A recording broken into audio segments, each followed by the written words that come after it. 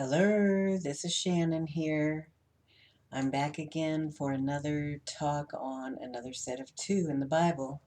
Today it's going to be the cupbearer and the baker. First, before we get into it, I'd like to thank you so much for spending your time, using your time with me. I know time is valuable and you could be spending it somewhere else, so I'd like to thank you very much for spending it with me. And I'd like to give God all the glory and praise for anything and everything that happens here on this channel. And with that being said, let's get into it. The cupbearer and the baker basically still goes back to Adam and Eve. If you don't know the story, it's in Genesis 40. It's a part of Joseph's story. And we're going to talk about the part where Joseph is put in prison and the cupbearer and the baker in prison.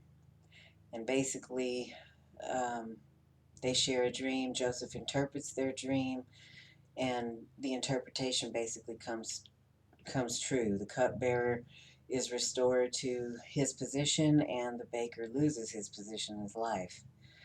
And I would like to explain the deeper meanings of what's going on in the story. So if you haven't read the story, please go back, pause the video, go back, read the story again, and then come back and we'll talk about it.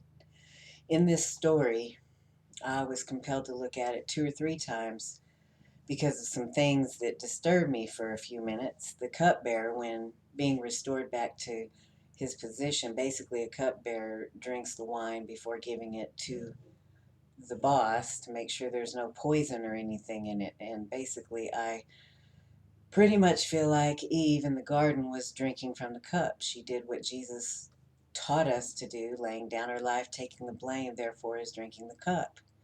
The baker, on the other hand, the description is to sell bread, and we know that Yeshua said that I am the bread of life. And what did the older brothers do? They sold the bread. They sold Joseph, who represents Yeshua. All of these things are tied in. It's a pattern. It's again the pattern of the older brother, younger brother, the older brother starting out with Adam, the younger brother starting out with Eve. It doesn't matter whether it's brother or sisters. The older is the fleshly nature, the younger is the spiritual nature, and the younger gets the inheritance, the spiritual. Okay, so in this story, when the cupbearer is restored back to his position, Joseph tells him, remember me and do kindness to me. Okay, and it reminded me of when Jesus said, do this in memory of me. And basically, when Eve is consuming and devouring herself by saying, I did it, I believed, she's doing this in memory of Jesus, me. And so if you look at the cupbearer, he's restored to life. Let's look at that. If we're laying our lives down and taking the blame, we're not actually living. We're not restored to life yet. If you look at the cupbearer as a type and shadow of Eve, she's of the bones. He's the bones that will live again because he's done in his life what's right. And Jesus said, my Father loves me because I lay my life down so that I can pick it back up again. And that's important to remember, because when we are picking our life back up, we're not laying it down anymore. We're living. And therefore, if we're living, we're not doing what the Father's house is all about, which is laying down our lives. Okay, there's a turn for each one of us to live. The cupbearer has been restored to his position and he's living. He forgets Joseph for 2 years, symbolic of death and burial. Okay, the cupbearer, or I mean the baker, his life is taken. And he's basically symbolic of the ones who sold the message of Yeshua rather than receiving it, buying it.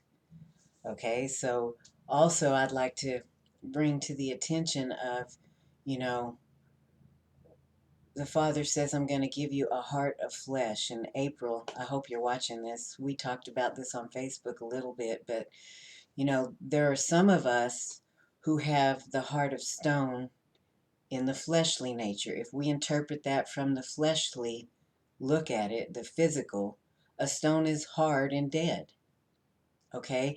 And if I'm going to give you a heart of flesh, that means I'm going to give you a heart that's living. You're alive now, but in order for us to live, we choose death in order to give and have life. Okay, so in the physical, if you have a heart of stone, your heart's dead, you'll be given a heart that's living. But if it's interpreted spiritually, again, the word stone in Hebrew is two words put together to make one word. It's the words for father and son.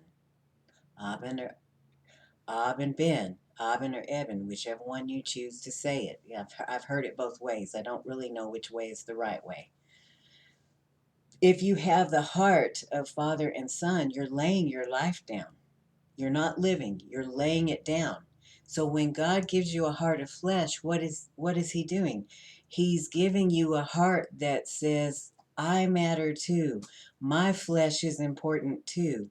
And it's my turn to live. And why is that important? Well, we have to do something in order to pick up our life and live. You can't just keep laying it down and giving everybody else their way. And this really goes back to when God says, I'm only going to war with man for 120 years. He doesn't mean, well, he could mean the 120 years that I have always thought that we were given, that we could live on this life if we did everything right for the flesh. But there is a time set where God says no, and that's when Jacob's trouble begins. And that is right around the corner. But at this time is when all of those who have been laying their lives down and letting other people live at their expense are going to pick their life back up again to live. We cannot all live or lay our lives down at the same time. Nothing would be happening. We're all on a different cycle in life. When one is dying, another is living. And when the one that's dying is laid his life down, he's also learning from those that are living and vice versa. So we're teaching each other as we walk in this life. The cupbearer has basically forgotten Joseph, symbolic of forgetting the father, for 2 years until he's reminded through Pharaoh having a dream and wanting it interpreted. He's being reminded of that person, Joseph, that's still in prison. Well, this right here can be played out in life.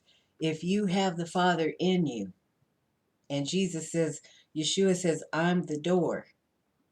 Now, if he's in you, that means you can be the door for someone else. We're all waiting for a door to be opened, to get out of our prisons that we're in. Each one of us is in a prison of whatever.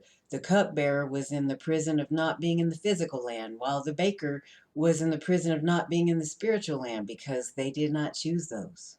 The cupbearer chose the spiritual land, therefore was restored to a physical life as well.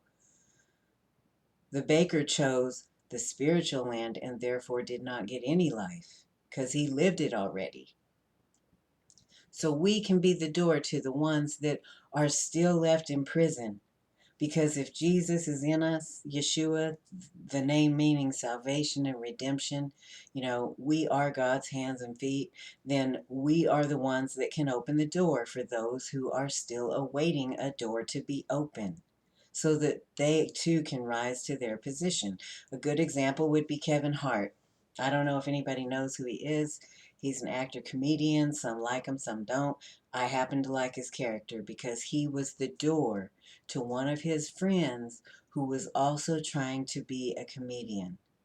And oftentimes we see when one person is trying to do what another person's done, that person that's risen to their position does not want the other person there sometimes because they're jealous. Oh, they might bypass me or whatever. Kevin Hart had the heart of Yeshua in that he opened the door for his fellow comedian to come up and be raised to her position. Now, I know that there's many people that would say, well, you're talking about worldly people. No, we're all God's people, and we're all doing what God gave us to do, and we're all trying to work hard. Some are working hard and they're doing the work themselves while others are following in the shirt tails of others. That's those that are laying their lives down so someone else can live. It's a cycle and we're all living it. So I'm saying that whichever one of you is risen to your position, do not forget those that are still in prison trying to do some of the same things that you're doing. Maybe you know somebody that's trying to do something in the same field, and you now are in a position to open that door. I encourage you to open the door. Be the door opener for the person still in prison. Okay, we have this pattern is also repeated in this story. When Joseph is put in his position, he's given a wife. He has two children. He has Manasseh and Ephraim. Again, they go back to Adam and Eve, a pattern of the cupbearer and the baker. Manasseh's name means, I've forgotten my troubles and I've forgotten my father's house. Well, you're not having any troubles if you're not serving the Father, because you're living. And if you're living, you're not laying your life down. It is a pattern of the firstborn, the fleshly nature. The secondborn, Ephraim, means fruitful. And who was fruitful from Adam and Eve? In great pain and suffering, you, Eve, will bear fruit. She's the fruitful. The cupbearer was fruitful and restored to his position as one of the bones, like Eve. So what I'm saying here today is that we can see these messages in the Bible in everyday life. We're all living them. It's a matter, can you see what position you're playing? Are you willing to play the right position for the right reasons? It's not a bad thing to restore and have your life given back to you. We can live and still be the door for someone else and live not at the expense of others. It's a pendulum you have. One group of people is over here being of the fleshly nature, the other is laying it all down. The idea in life is to meet here in the middle, where both people are laying it down and both people are living. There's give and take here in the middle. You still have people that are here. They're coming back down and they've stuck here for a little bit, and we have every kind of people in the world today. So I'm bringing a deeper message here with the message that Yeshua gave. He said, do this in memory of me. Lay it down so that you can pick it back up again. That's truly what life should be about for everybody. But, because we all come from different places at different times, we have to listen to each other to understand what the full meaning of these things are. And that's what I'm trying to do today. And I'm trying to make my videos a little shorter so that you'll be willing to watch them a little bit more. It won't take up as much of your time. I've pretty much covered what I wanted to cover with the cupbearer and the baker, but I do, in the next video that I present, want to go deeper into the story of Joseph, starting with the older brother, younger brother, with Jacob, and also with the story of Tamar and Judah, because there's a reason that story was stuck in the middle of Joseph. And so with that being said, I again want to thank you for your time and attention. I hope that what I've said rings a bell for somebody, teaches somebody something.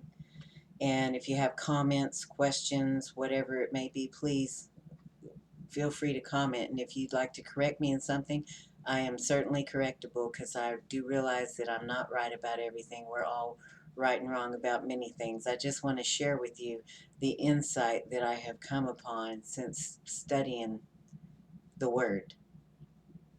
All right? So I'll leave you with that. I thank you and have a blessed day.